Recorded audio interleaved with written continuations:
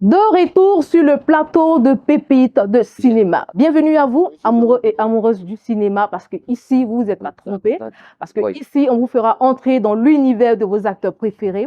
On vous fera entrer dans le quotidien de vos actrices préférées, de vos humoristes, producteurs, réalisateurs, scénaristes et bien d'autres. Qui est ce visage qui se cache derrière ce jour d'aujourd'hui? On va le découvrir ensemble, n'est-ce pas? C'est parti!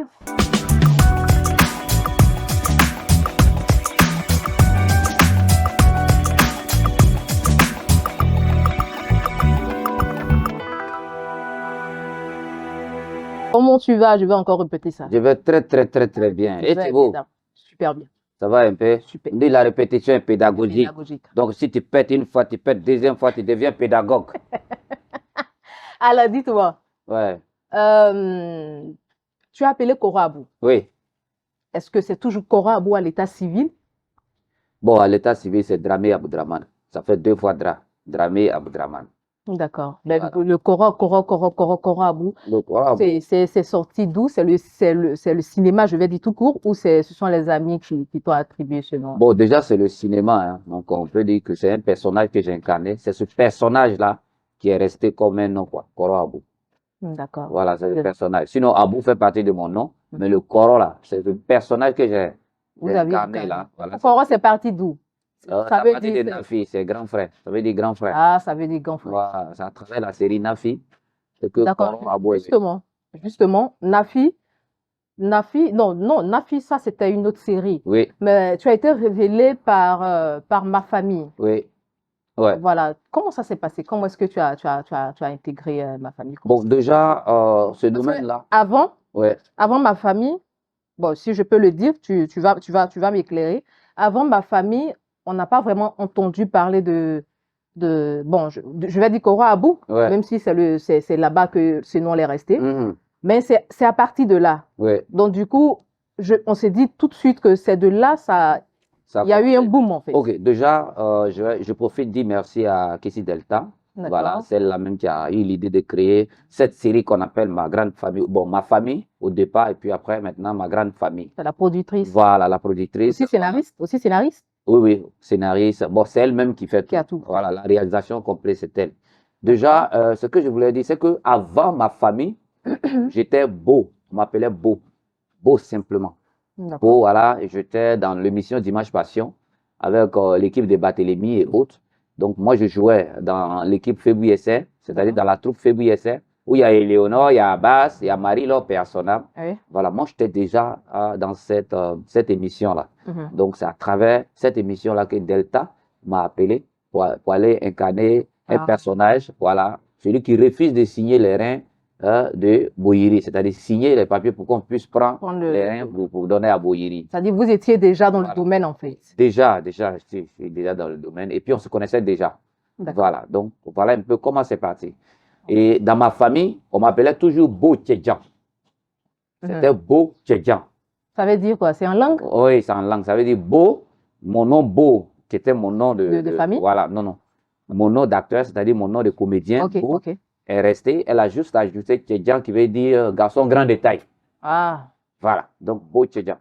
D'accord. Et après, maintenant, il y a eu la série Nafi, où on m'a donné un personnage là-bas auquel c'était Koro Abou. D'accord. Voilà, le personnage était tellement bête que ça marquait les gens aussi. Oui, ça. Puis le nom est resté. Ça a été réussi aussi, on va dire. Voilà. Mais qui était Koro Abou avant Ma Famille, avant tout ça? Qui était Koro Abou? Est-ce que Kora Abou, c'est quelqu'un qui était, par exemple, qui travaillait à la fonction publique, pardon, un truc comme ça, mais voilà, qui était Kora Abou? Kora Abou, c'était le jeune comédien humoriste. Voilà, Kora Abou, le jeune comédien humoriste et formateur. Et formateur. Et formateur. Voilà, parce que j'ai commencé la comédie déjà en 86. C'est depuis 86 que j'ai intégré ce domaine de la comédie. Là, c'était précisément à Bangourou. Voilà, donc à partir de là, je me suis fait former pendant 10 ans. D'accord, c'est une structure ou auprès d'un particulier? Auprès d'un particulier, parce que là-bas, l'INSAC, bon, il n'y a pas d'INSAC là-bas, donc là-bas, c'est des différentes troupes théâtrales. C'est différentes troupes théâtrales. Donc je me suis fait former, et de là-bas, je suis revenu à Abidjan, et puis quand je suis arrivé ici, j'ai décidé de former des jeunes aussi. Voilà d'où l'école est partie. J'ai essayé de former des jeunes. Et ça se passait bien? Ça se passait très bien. Est-ce qu'au jour d'aujourd'hui, il y a des jeunes que vous avez formés qui sont... Oui, il est en cas de cas malades. Les Indiens de là, Joe les Rapides, il y a Kenneth qui joue avec Yves Dero, le mari de Yves Dero, sont tous mes élèves. Ils ont eu de bons formateurs, on va dire, parce qu'aujourd'hui, ce sont des étoiles. Donc, il y a plein d'élèves comme ça qui sont sortis. Il y en a qui sont encore même dans l'école, mais beaucoup sont sortis. Il y en a qui ont arrêté, mais par contre, d'autres ont continué. C'est-à-dire vous avez conservé cette structure de formation-là jusqu'à aujourd'hui. Jusqu'à aujourd'hui. Le nom de la structure, c'est Académie Koro Abou. Académie Koro Abou. Oui. Ok, d'accord. Voilà. Donc, Koro Abou, comment vous vous qualifiez, vous? Humoriste, artiste, comédien ou acteur, je vais dire? Bon, je dirais comédien tout court. Comédien tout court. Comédien tout court. Parce que dans la comédie, il y a tout dedans. D'accord. Voilà. Et dans la comédie, il y a l'humour dedans. C'est de créer des scènes humoristiques.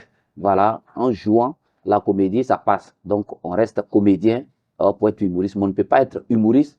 Et puis, c'est-à-dire, quand on est humoriste, on n'est pas forcément comédien. Mais quand on est comédien, qu'on décide de travailler sur des scènes humoristiques, tu es comédien humoriste. Là, je Donc, vois. tu es comédien, voilà, à travers la comédie, je suis rentré dans l'humour. Et quand on est comédien, on est aussi acteur du cinéma. C'est ce que j'allais demander la différence. En un mot, je suis comédien. Ok. Voilà. Ok, là, j'ai compris. Voilà. J'ai bien compris la différence. C'est ça. D'accord, mais quand on a regardé Ma famille, où tu as été révélé, je vais dire, à partir de là jusqu'à aujourd'hui, je vais dire que tu as adopté un style. Dans Ma famille déjà, tu avais déjà adopté un style propre à toi, toujours en boubou, comme aujourd'hui. Je ne sais pas, peut-être que c'est significatif après. C'est parce qu'aujourd'hui est vendredi que j'ai fait ça. Donc, toujours en boubou, avec, ça dit, une manière de marcher très particulière. La démarche très penchée. Oui. Très penché. Choisis ça. Parce que là, quand je vous vois, là, c'est net, hein, vous marchez normalement. Donc, je me dis que c'est quelque chose que tu as voulu faire, en fait. C'est un personnage. Au fait, en Afrique, souvent, on a des petits trucs ici en Afrique. Ça peut être un avantage comme inconvénient souvent. C'est-à-dire quand tu incarnes un personnage, ce personnage-là, tout le monde te veut. Ça te colle à quoi Tout le monde te veut dans ce même personnage-là. Quand on te prend pour aller jouer dans un autre film, on veut que tu joues le personnage. Et c'est pour ça qu'on t'appelle, au fait, tu vois. Donc, quand c'est comme ça, tu as du mal à te défaire. À te défaire de ce personnage-là. Donc, les gens même, souvent même là, les gens arrivent jusqu'à, ils se disent juste, ils se disent même que peut-être tu peux plus rien faire à part ça, à part ce personnage. Alors que c'est une erreur. Donc, quand c'est comme ça, le personnage te colle. Voilà. Donc, c'est un peu ça. Donc, tous ceux qui vont te solliciter, voilà, ils voudront que tu joues dans le même personnage. Mais est-ce que c'est pas parce que si tu incarnes un tel personnage, que c'est pas réussi, mais après on te verra plus, on te verra plus. C'est-à-dire on va même pas te demander. Donc je pense que après, si c'est réussi ce personnage que tu incarnes là, c'est ce qui a. Non, mais c'est ce que j'ai dit, mais c'est une erreur. Souvent, il faut prendre l'acteur. Quand on est comédien là, on est formé pour ça. Aujourd'hui, je suis assis en face de vous. Demain, vous pouvez voir Zongo en face de vous. Ça ne sera pas les mêmes questions. Mais si toi, c'est ma question là seule que tu t'es formé, ou bien on s'est dit que tu m'as tellement bien posé la question, tu m'as reçu aujourd'hui, demain tu vas me recevoir, et après demain c'est moi qui va venir, mais on dira que c'est là. Ça ne change pas. Tu vois, c'est compliqué. Donc on va dans cette école de formation là, en tant que comédien, pour pouvoir incarner plusieurs rôles. Il suffit seulement de donner l'occasion, donner l'occasion à l'acteur de s'exprimer. Voilà, tu lui prends, écoute, ton visage me plaît, voilà le personnage que je veux que tu joues. Et tu vas voir s'il peut jouer ou pas. Voilà, ça arrive. Donc, souvent, nous-mêmes, quand on fait nos scénarios, on essaie de sortir un peu. Voilà. Bon, on change de personnage. Je vois. Voilà. Donc, à quel moment tu as senti... déjà, tu m'as dit que c'était dans les années un peu en arrière là-bas. Beaucoup en arrière. Voilà. Comment tu as senti la chose? Comment est-ce que tu as su que, top, c'est dans ça que je veux me lancer? Bon, déjà, au départ, tu sais, la comédie, au départ, c'était juste s'amuser. C'était un mouvement où les gens ne prenaient pas ça au sérieux. Voilà, ceux qui sont à l'INSAC peuvent le dire. Ceux qui ont fait l'INSAC en son temps, ils peuvent le dire. Même ceux, quand ils disent, par exemple, que nous sommes à l'INSAC là-bas, on fait une formation sur le théâtre, on leur dit carrément, vous n'avez rien à faire. Les gens vont là-bas pour chercher d'autres diplômes. Vous, c'est théâtre, vous voulez faire. Et c'était un peu partout comme ça. Donc, tu vois, étant un peu petit, voilà, moi, je voulais vraiment ça. Je voulais vraiment m'intégrer parce que j'aimais beaucoup m'amuser aussi. Voilà, dans ce domaine-là, si tu sais bien te moquer, ou bien si tu sais accepter les moqueries, Voilà, faut te dire que quelque part là, tu peux avoir ta place. Donc, c'est ainsi que je suis parti par passion. Je suis rentré dans la comédie par passion. Par passion. Voilà, par passion. Et puis, bon, au fur et à mesure, quand tu es dedans, tu sens. On n'a pas besoin de te dire. Tu sens que le truc est en train de venir. Tout à l'heure, vous avez mentionné quelque chose. Ouais. Ça me donne envie de poser cette question-là. Certains pensent qu'aujourd'hui, jusqu'au jour d'aujourd'hui, certains pensent que le domaine, je vais dire du cinéma, précisément quand tu es humoristique, ou artiste comédien, certains disent que c'est un domaine fait pour les nuls. C'est-à-dire, tu as raté quelque part ta base scolaire, c'est pourquoi tu t'es reconverti là-bas. Non, ils n'ont pas compris. Ils n'ont pas compris. Si c'est ça, ils n'ont qu'à aller directement voir les professeurs qui sont en ligne, ça leur poser la question. Leur demander, c'est parce que vous êtes nuls que vous êtes ici. Ceux-là vont leur répondre en leur disant que, mais si on est professeur, c'est parce que quelque part on n'est pas nul. Si on enseigne le savoir, c'est parce que nous-mêmes on a appris le savoir. Oui. Donc je pense que ceux qui disent ça, ils n'ont rien compris. Ils n'ont vraiment rien compris. Mais est-ce que ceux qui disent ça, ils n'atteignent pas la marge, c'est-à-dire à 100%, ils dépassent, c'est-à-dire ils sont à 70%, c'est-à-dire le nombre même maximum, c'est-à dire ils pensent tous comme ça. Non, ceux qui le disent, ils n'ont rien compris. Je pense que nous sommes en Afrique. Et là, en Afrique, ici, les comédiens ne sont pas considérés. Ça, je suis d'accord pour ça. Parce qu'on se dit que nous sommes des amuseurs publics. Voilà, bon, tu as envie de t'amuser, appelle Cora, il va venir faire. C'est maintenant même qu'on a un cachet. Avant, on t'appelle. Tu viens quand tu arrives, on dit, hey, où sont les comédiens là? Bon, vous l'attendez un peu, les artistes là. Apprêtez-vous, hein. Les comédiens là vont faire les trucs là. Pour améliorer ça? Qu'est-ce que votre corporation, je l'ai dit? Non, notre corporation, déjà, nous sommes organisés. Hein. Nous sommes organisés, nous avons notre association des humoristes professionnels de Côte d'Ivoire qui travaille aussi avec la Fédération des comédiens de Côte d'Ivoire. Travaillons sur ce plan-là. Les artistes sont tous organisés. Nous avons des bureaux, nous avons des secrétaires, nous avons des personnes qui travaillent dans ce domaine-là. Voilà. Si tu veux, des administrateurs culturels sont là pour faire nos dossiers, pour déposer.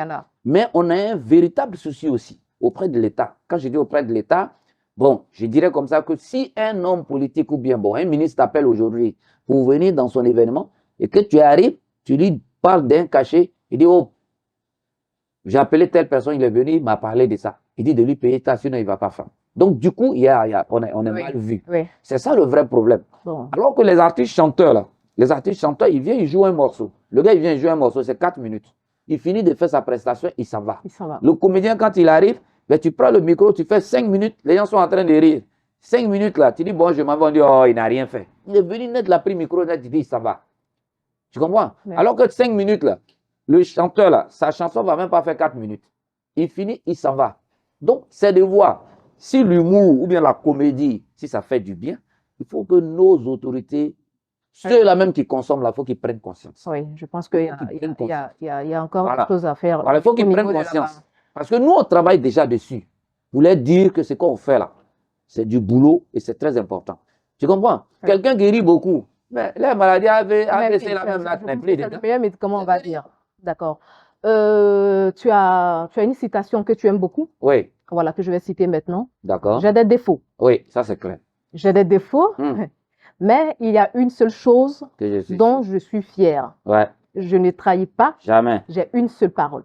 C'est clair. Voilà, mais est-ce que le fait que toi-même, tu affirmes ça, est-ce que ce ne sont pas des caprices, je vais dire, parce qu'on dit qu'il y a un adage qui dit encore, ça dit, c'est juste ton miroir devant toi qui peut te dire, qui peut te donner, voilà, la véritable, voilà, tu me comprends? Ouais, Donc, quand tu affirmes ça, est-ce que c'est pas prétentieux de le dire? Non, c'est pas prétentieux. C'est-à-dire, je le dis pour que ceux qui ne le savent pas puissent demander à mon entourage. À ton entourage. C'est très simple. C'est très simple. Les gens, ils savent qui je suis. C'est-à-dire, dans mon milieu là, les gens, ils me connaissent. Qui demandent, bon, il a dit ça là, mais lui là même là, vous le connaissez là, il est comment? Là, comme ça, au fait, je les encourage à aller demander à mes proches, savoir qui je suis.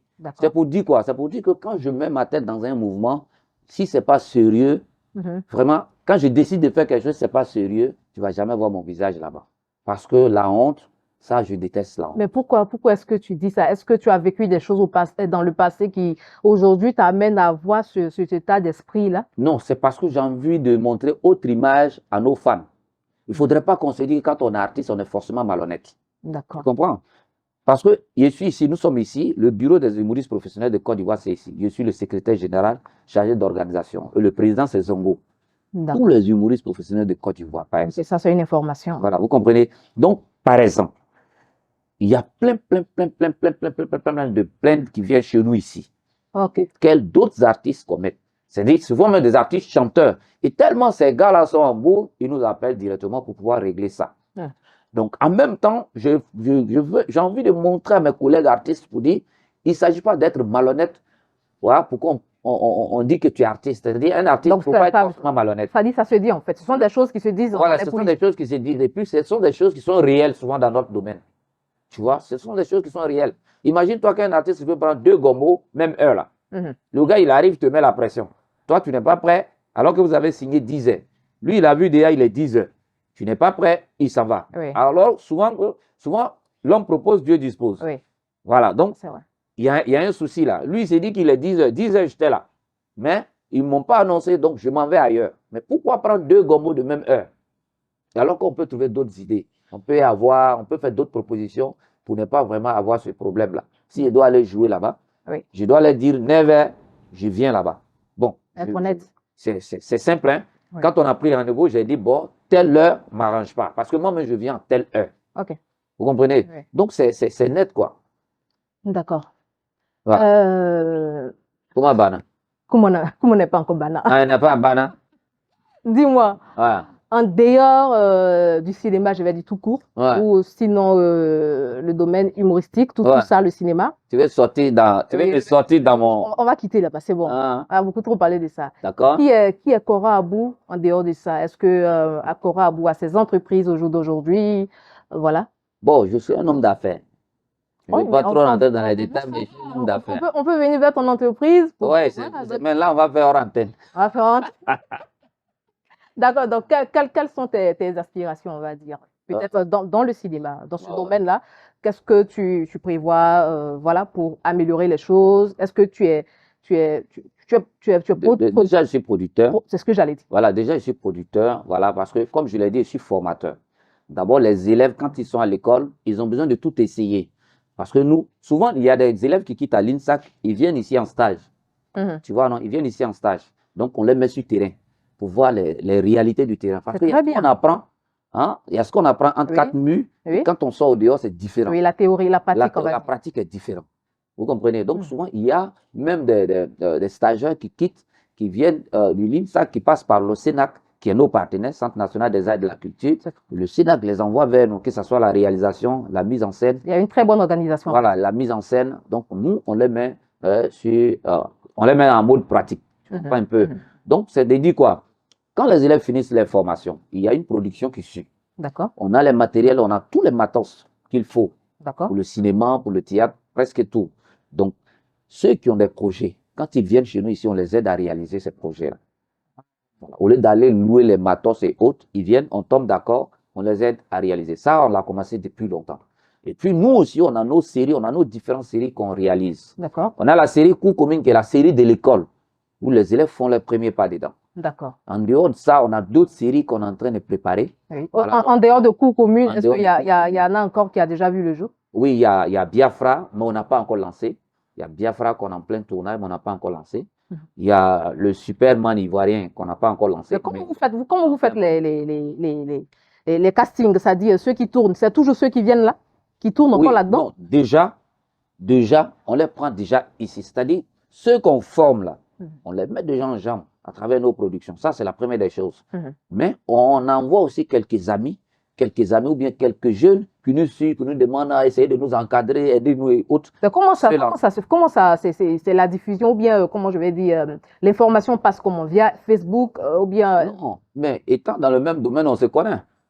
Oui, mais je vais faire sortir quelque chose. Ça. C'est que dans ce domaine-là, on entend dire que c'est difficile que hormis de ces jeunes talents-là qui sont déjà dans des structures de formation, qui viennent vers vous de manière directe, hormis de ceux-là, ceux qui veulent aussi adhérer mais qui ne savent pas comment s'y prendre. Ça dit, c'est difficile parce que après, c'est comme un cercle fermé et ça dit, c'est juste ceux qui sont autour de vous qui entrent. Mais les autres, comment est-ce qu'ils ont l'opportunité de vraiment intégrer?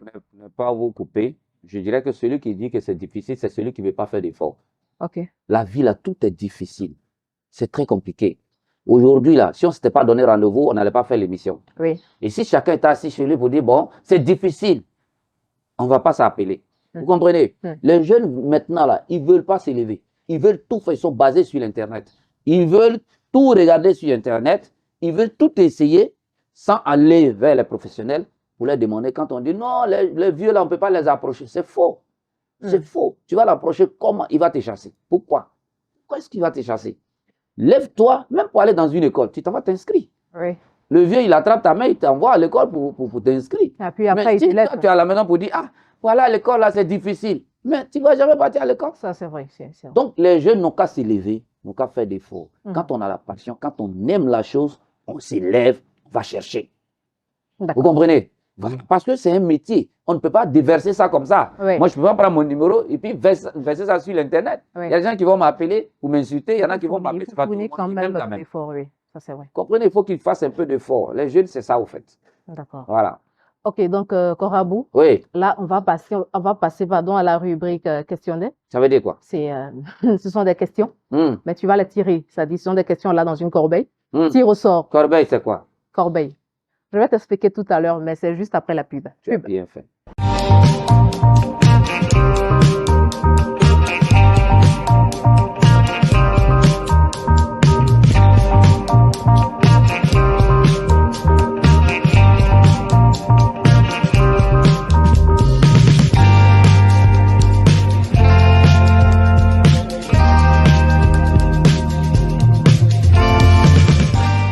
De retour sur le plateau, vous suivez Pépite du cinéma. Nous sommes toujours avec Koro Abou. Allez, Koro? Oui.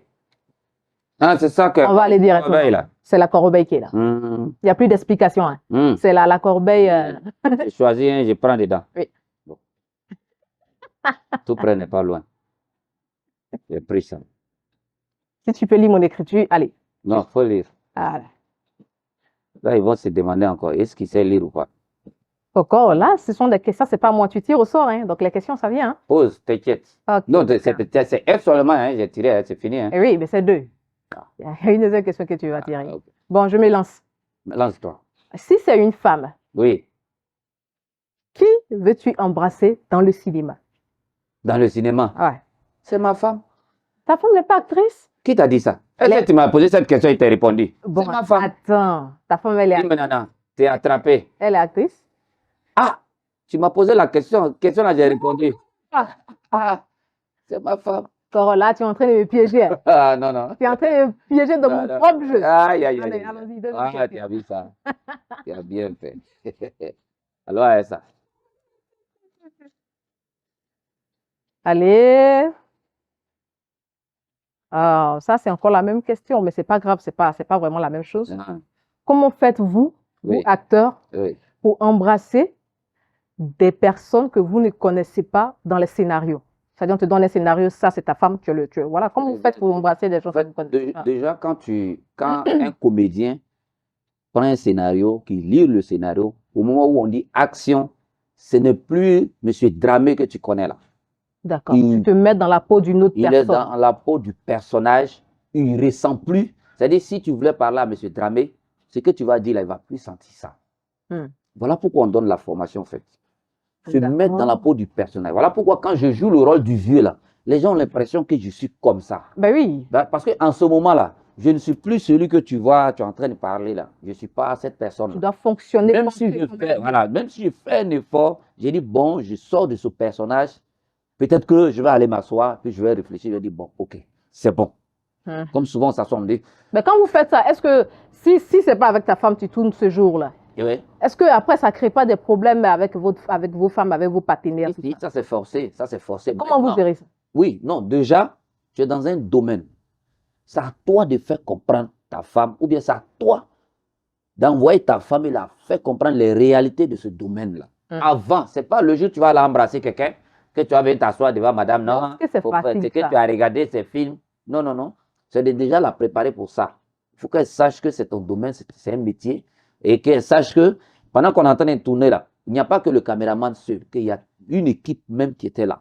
Et que si c'était vraiment bêtise, ce n'est pas devant toutes ces personnes. Ah, ça c'est un métier aussi. Hein. Voilà, c'est un métier. C'est compliqué, mais on va faire comment? C'est vraiment compliqué. Souvent, même là, le gars, même, tu vas embrasser la... Go, tu vas embrasser la même, là, quand tu... Hey, aïe, hey. C'est le cinéma. C'est l'amour de la chose. Comment on va faire? Donc, tu es obligé de faire. Donc, c'est ça. Mais bon, moi, j'ai la chance, hein, ce genre de personnage-là. Non, moi, je n'ai pas encore joué ça. Ah, mais ça va venir. Parce que le cachet que je demande pour ça, il y a aussi ça. compliqué pour la production. Parce qu'un personnage que tu joues et qui peut agir sur ta personne ou bien qui peut agir sur quelque chose, un lourd cachet. Il faut avoir le prix. Donc, moi, jusque-là, en tout cas, depuis cette carrière-là, c'est ça. Oui. Depuis que j'ai commencé ça, là, oui. Il n'y a pas ça. Il n'y a pas ça. C'est parce que tu ne veux pas ou c'est parce que ça ne vient pas? Non, c'est parce que son argent, là, déjà, il ne peut pas payer. Voilà. D'accord, ça, on a compris. Voilà. Là, nous sommes en train de finir. Nous serons à la fin de cette émission. Ah bon. Franchement, j'ai été... Tu as aimé? Trop. Tu as bien fait. Moi aussi, j'ai trop aimé. Voilà. Tu as aimé ma question? J'ai aimé tes questions. Et tu as aimé mes réponses? J'ai aimé tes réponses. C'est propre. Que dis-je? Voilà, que dis-je? D'accord. Voilà. Je vais remercier des partenaires qui nous accompagnent dans cette émission-là pour la bonne marche de cette émission. Voilà. Je vais remercier le partenaire Kaiba dans le e-commerce. Ils offrent l'opportunité aux jeunes vendeurs et acheteurs de s'exprimer via leur page de vente en ligne. Et ce qui est super avec eux, c'est que là-bas, on a l'opportunité de discuter les prix. Ce ne sont pas des prix fixés. C'est-à-dire, tu discutes. Voilà, et puis vous tombez sur le meilleur prix et tu achètes. D'accord. Et on peut les joindre à ce site-là qui est www.kaiba.com. Situé plus précisément à Angré-Château. Voilà. Et depuis 3 ans maintenant, ils existent. Aussi, Pépite du cinéma se fait habiller par Downline. Voilà, on va aussi les remercier. Une très, très, très belle marque. Voilà. Je ne vais pas plus tarder. Je vais vous dire de rester connectés. Voilà, à nos différentes pages. Facebook, Twitter, TikTok, YouTube. Voilà. Parce que ces vidéos-là que vous attendez depuis longtemps, c'est pour bientôt. Donc, bye bye. Je suis Pépite.